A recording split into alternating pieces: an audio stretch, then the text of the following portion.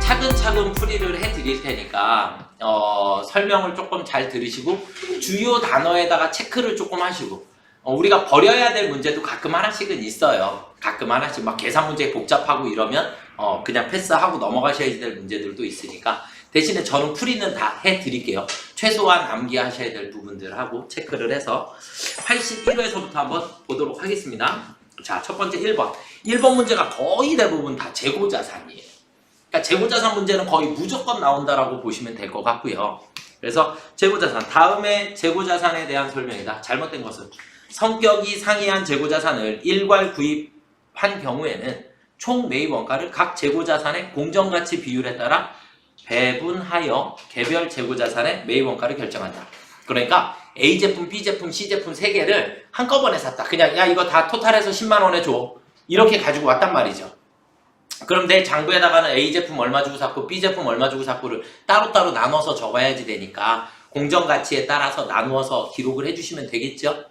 이해가 되시나요? 네, 그 얘기고요. 그 다음 2번. 재고자산은 취득원가를 장부가액으로 한다. 다만 시가가 취득원가보다 낮아진 경우에 시가를 장부금액으로 한다. 이것을 저가법이라고 하는 거죠. 맞나요? 네, 가치가 하락했을 때는 인정하고 가치가 올라가면 인정한다, 안 한다? 안 한다. 이해가 되셨죠? 네, 세 번째는 재고자산은 정상적인 영업 과정에서 판매를 위하여 보유하거나 생산 과정에 있는 자산 및 생산 서비스 제공 과정에서 투입된 원재료나 소모품의 형태로 존재하는 자산을 말한다. 맞죠? 그래서 소모품에서 헷갈리지 마세요. 소모품 자산이에요. 재고자산. 아시겠죠? 소모품을 우리 계정과목 및 적요 등록에 들어가 보시면 저장품이라고도 나와 있어요. 소모품이 저장품이에요. 얘는 갈 곳이 없어서 재고자산에 들어가 있는 겁니다. 아시겠죠? 판매가 목적이 아니지만 소모품은 재고자산으로 분류가 된다. 이해되셨나요? 네. 시험 문제 답은 공짜였죠. 그쵸? 재고자산의 소유권이 적송품은 수탁자가 제3자에게 판매할 때까지 누구 거예요? 위탁자의 재고자산이죠. 맞나요? 위탁자가 대신 팔아달라고 부탁을 한 거지 이 물건을 네가 가져라라고 한 게 아니기 때문에 수탁자의 재고자산이 아니라 위탁자의 재고자산입니다. 이해되시죠? 그래서 4번이 정답이 되겠고요. 자, 그 다음에 다음의 사채를 2018년 1월 1일 발행하였다. 이자는 매년 말 지급한다고 가정할 경우 사채와 관련된 다음 설명 중 잘못된 것은 그랬어요. 액면 100만원, 액면 이자율이 10%인데 시장 이자율이 4%밖에 안 되죠. 그럼 내가 이자를 많이 주니까 무슨 발행해야 돼요? 액면 이자율이 더 크니까 할증 발행을 하게 되죠. 맞나요? 이해가 되시나요? 네, 할증 발행이라는 걸 하게 되고 우리가 사채를 발행을 했을 때 사채를 발행을 하게 되면 대변에 사채, 액면, 그리고 돈이 들어와요. 맞죠? 그러면 우리는 돈이 남을 수도 있고 모자랄 수도 있는데 모자라면 차변에 뭐가 생긴다? 사채, 할인 발행 차금이 생기고 남으면 대변에 사채, 할증 발행 차금이라는 게 생기게 된다. 이해되시죠? 이자를 지급을 하게 되면 매년 말 이자를 지급을 하게 되면 대변에 돈이 나가요. 액면 이자율대로. 맞죠? 할인 발행 차금은 어디로 없어져요? 할인 발행 차금은 대변으로 사채 할인 발행 차금이 없어지게 되고 할증 발행 차금은 차변으로 할증 발행 차금 없어지게 되겠죠? 이걸 상각액이라 하고요. 그러면 차변에 나머지는 뭐가 생겨요? 이자 비용이라고 하는 게 생기게 된다. 그래서 여러분들 머릿속에 개념에 할인 발행 차금을 생각을 하게 되면 이자 비용이 커지죠? 맞나요? 그 다음에 할증 발행인 경우에는 이자 비용이 작아지게 됩니다. 그렇죠? 이해가 되셨습니까? 아시겠죠? 그 정도의 개념만 이해를 하고 계시면 됩니다. 그리고 우리는 할증 발행 차금이든 할인 발행 차금이든 상각액은 모두 매년 어떻게 된다? 증가한다. 맞죠? 둘 다. 이해가 되셨습니까? 그럼 제가 사채 설명 다 드린 거죠. 그렇죠? 사채 설명 다 드린 거예요. 그러면 정답은 그냥 공짜로 몇 번이에요? 3번이 되겠죠. 할증 발행 차금 상각액은 매년 증가한다. 할인이고 할증이고 무조건 매년 증가한다. 아시겠죠? 3번. 배당과 관련된 설명으로 옳지 않은 것은 배당은 항상 이익잉여금에서 지급되어야 한다. 네, 잉여금에서 지급하는 거죠. 주식 배당은 발행 주식 수가 증가한다. 맞죠? 주식으로 발행을 해주는 거니까. 현금 배당 후에도 자본의 크기는 변동이 없다? 아까 현금 배당은 뭐를 떼준다고요? 잉여금을 떼준다면서요. 잉여금을 떼서 돈으로 주는 거니까 내 전체 자본이 감소하죠. 이해가 되셨나요? 주식 배당은 잉여금을 떼서 주식을 발행해줘요. 그럼 잉여금은 주는데 자본금이 늘어나죠. 맞나요? 발행 주식 수가 느니까 자본금이 늘어나기 때문에 주식 배당은 전체 자본이 불변이에요. 주식 배당은 전체 자본이 불변이고 현금 배당은 전체 자본이 감소하죠. 잉여금의 일부가 떨어져 나갔으니까. 이해가 되셨나요? 아시겠죠? 자, 그래서 정답은 3번이 되겠고요. 자, 그 다음 문제 4번. 단기 매매 목적으로 매매한 주식회사 학동의 주식거래 내역이다. 2020년 12월 31일에 주식회사 학동의 공정가치가 주당 10,000원이면 2020년도 손익계산서에 표시될 단기 매매증권 평가손익은 얼마인가 그랬어요.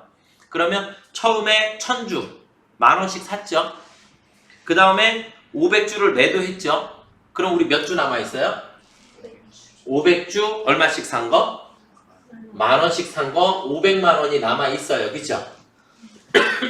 맞나요? 자, 그리고 우리는 다시 1,000주를 또 샀어요. 얼마에? 7,000원에. 그렇죠? 그러면 700만원어치가 있겠죠? 그러면 저의 잔고가는 1,200만원만큼이 있었을 거예요. 그죠? 그런데 우리는 이 1,500주를 얼마에 평가했다고요? 10,000원에 평가했어요. 결산일날. 결산일날 공정가치가 10,000원이라 그랬죠?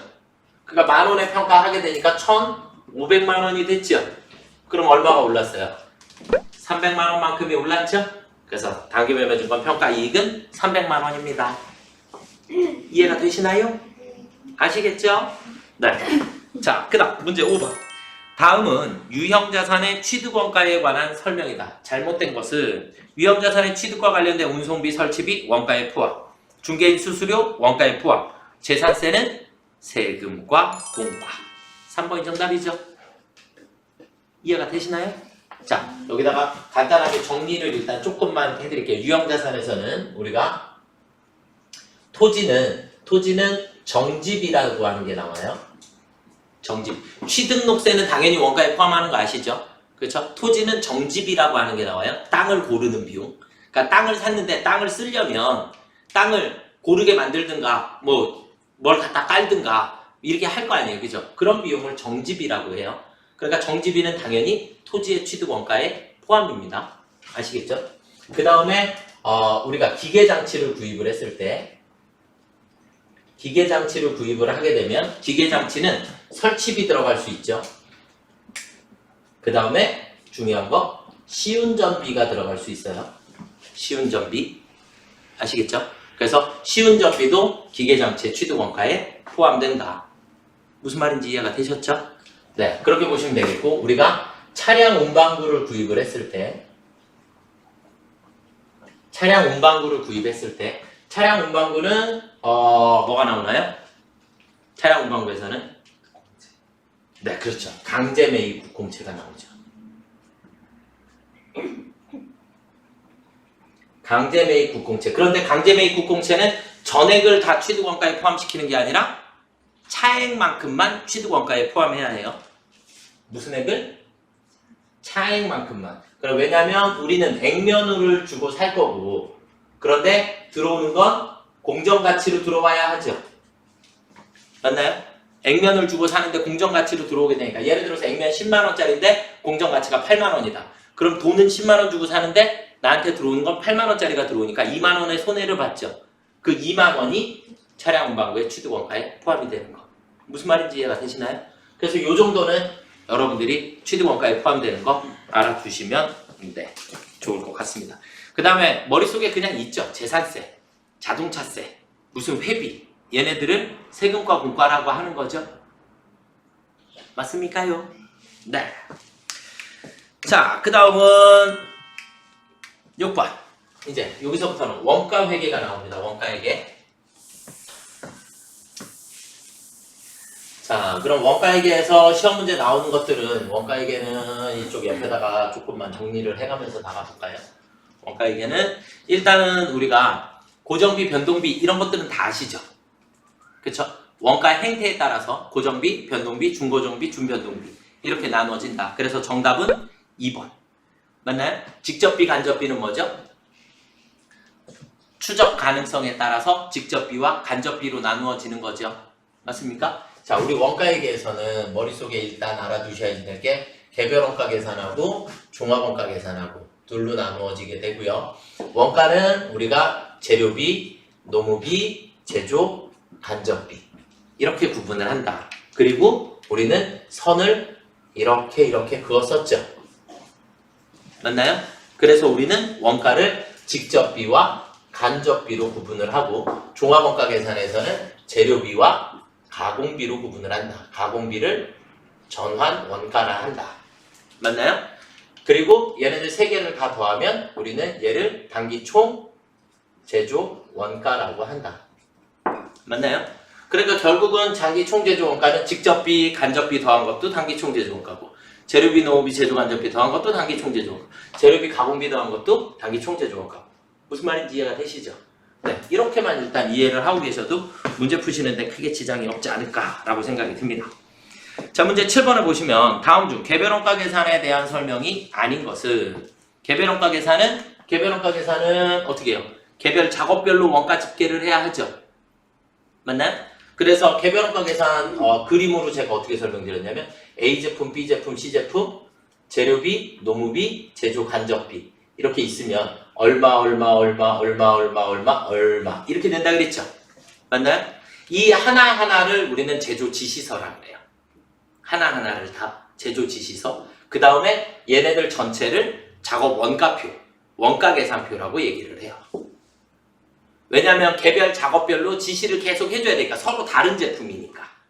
그래서 제조 지시서가 나가고 종합원가 계산은 계속 똑같은 제품을 계속 대량 생산하는 거죠. 그쵸? 그래서 얘는 원가 계산을 공정별로 원가 계산을 하게 됩니다. 그래서 전체 공정을 하나로 보고 우리가 원가 계산을 해야 하는 거죠. 이해가 되셨나요?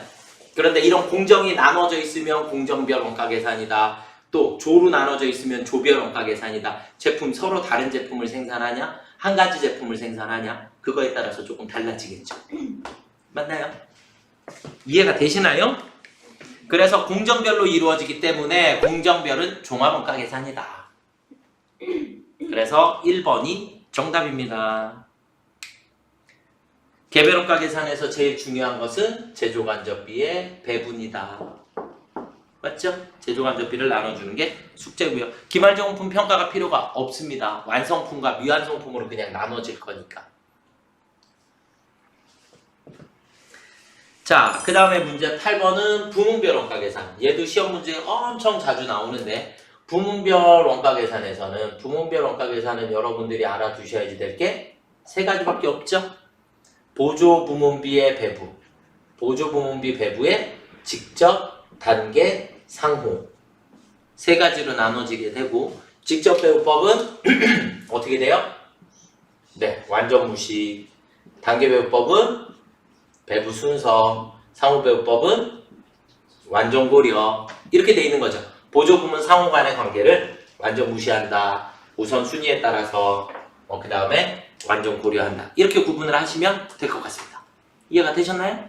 네. 그러면 이제 1번 직접 배부법은 보조 부문 용역 수수 관계를 일부 고려하나요?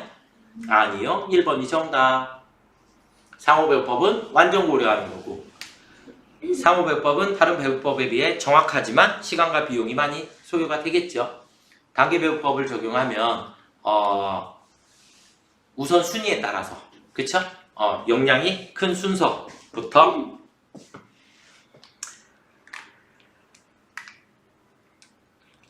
그래서 단계 배부법 적용 시 가장 많은 부분에 용역 제공하는 보조부문부터 상대적으로 적은 부분에 용역 제공하는 보조부문 순으로 보조부문비를 배부한다. 그래서 큰 놈부터 먼저 배분을 해주고 적은 놈은 나중에 배분을 한다. 이렇게 보시면 되겠고 자, 그 다음에 문제 9번은 종합원가 계산의 절차. 종합원가 계산의 절차는 종합원가 계산 우리 여기를 하게 되면 우리 기말제공품 평가를 평균법과 선입선출법 이렇게 나누죠.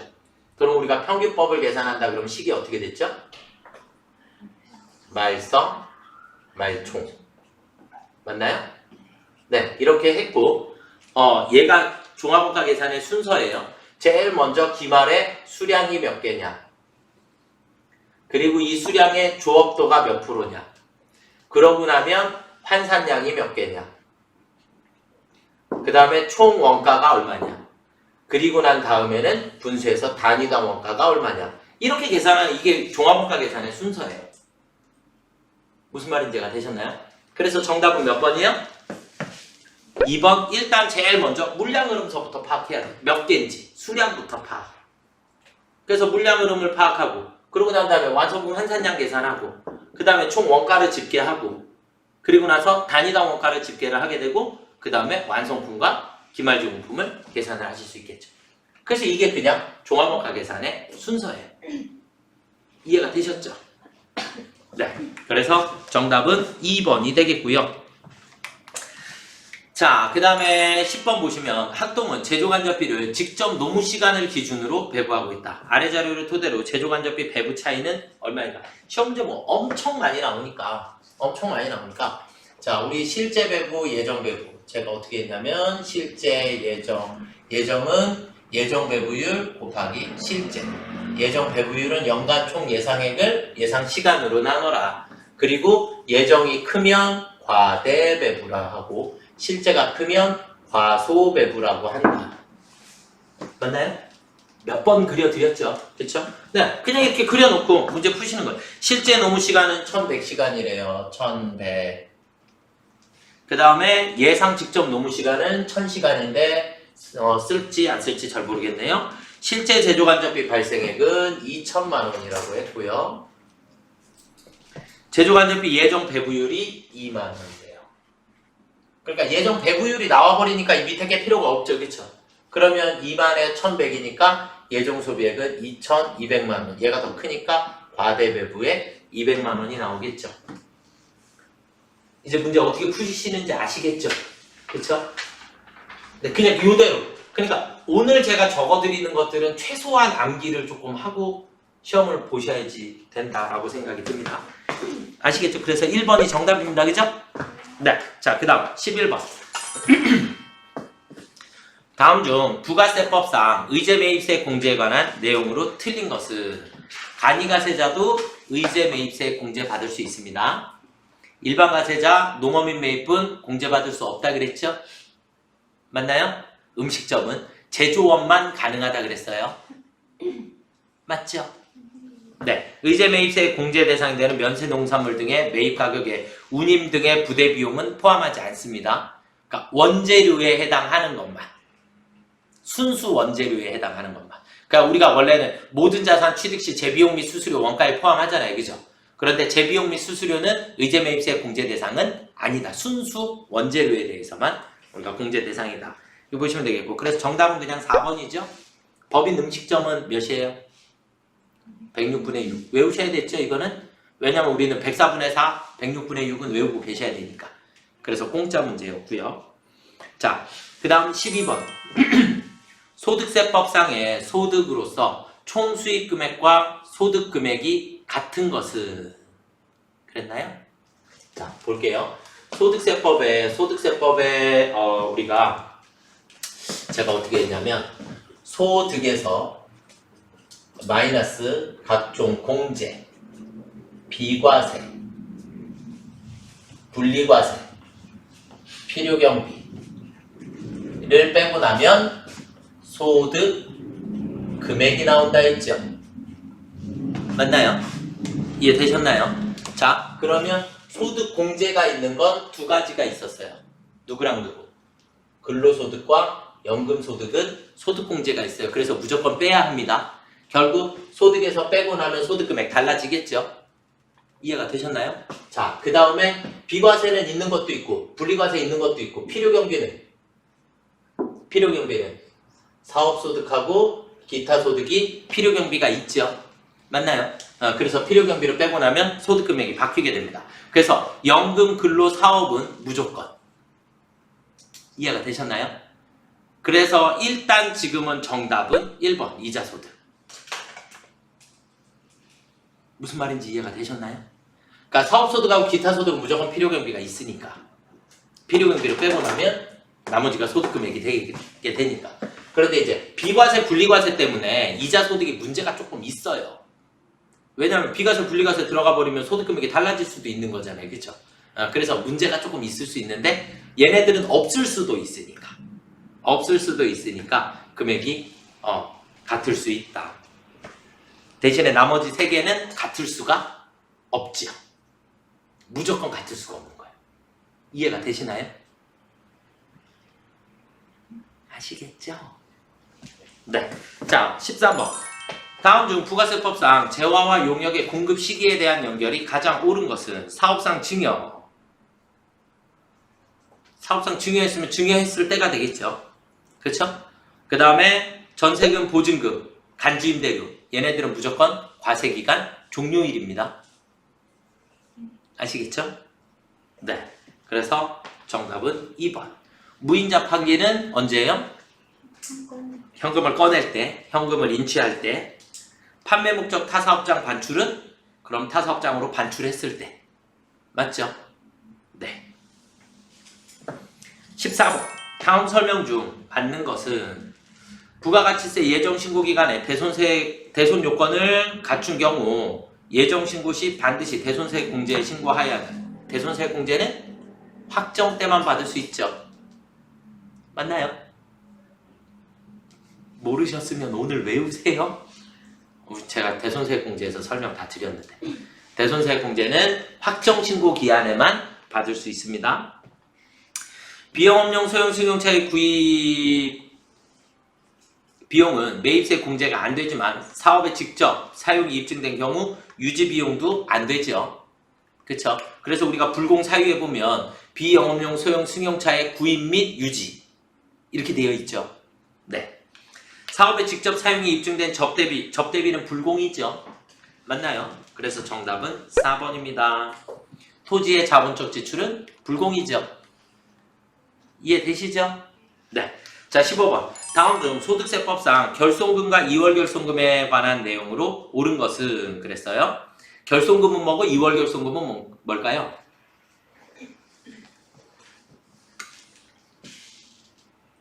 결손금은 단기분이에요. 결손금은 언제 거? 단기 거. 2월 결손금은 전년도 거. 무슨 말인지 이해가 되셨나요? 2월 넘어왔다는 얘기예요. 결손금이 넘어온 거. 그 다음에 그냥 결손금은 올해 결손금이 발생을 한 거. 이해가 되시나요? 자, 제가 소득세법에서 우리 소득세를 종합소득세 어떻게 외웠죠, 우리? 근연기이배사 이렇게 외웠나요? 맞나요?